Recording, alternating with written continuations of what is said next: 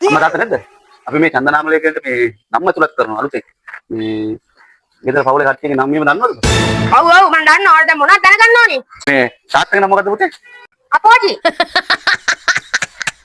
අයිකොල්ල මේ මගේ එහෙම මොකුත් කියේ නෑ බං. ඔබ චී කියන්නේ? නෑ නෑ මාමේ. අපේ තාත්තේ නම අපෝජි. අපේ තාත්තා චයිනීස් කාරයෙන්නේ. චයිනීස් කාරේ?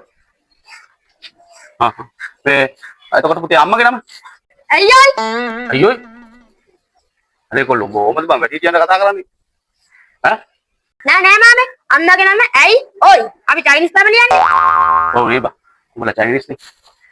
කමන්නේ කොල්ලෝ. මේ පුතේ ඔබගේ නම කියන්න පුතේ? කියන්නෙම නෑ. ඈ? අනේ කොල්ලෝ මේ නම අපොම කියපන් බං. තව ගෙවල් වලට යන්න දිනවා. කියන්නෙම නෑ. අයියෝ මාමේ මගේ නම තමයි කියන්නෙම නෑ. ඈ? අපෝ මුන්ට දාලා තියෙන්නේ මාරන නම් දෙපා. හරි හරි පුතේ. වෙන කවුද ඉන්නේ ගෙදර උඹලගේ? අක්කයි මමයි. අක්කගේ නම කියපන් කොල්ලෝ. කිව්වත් ගහයි. බොද්දයි. අයි බං පුතේ. උඹලා අක්කට පිස්සුවේද? ආපු. මං යන්නනේ. ඕහෝ. මාමේ අක්කගේ නම තමයි කිව්වත් ගහයි. අනේ ඵලයන් බා යන්න.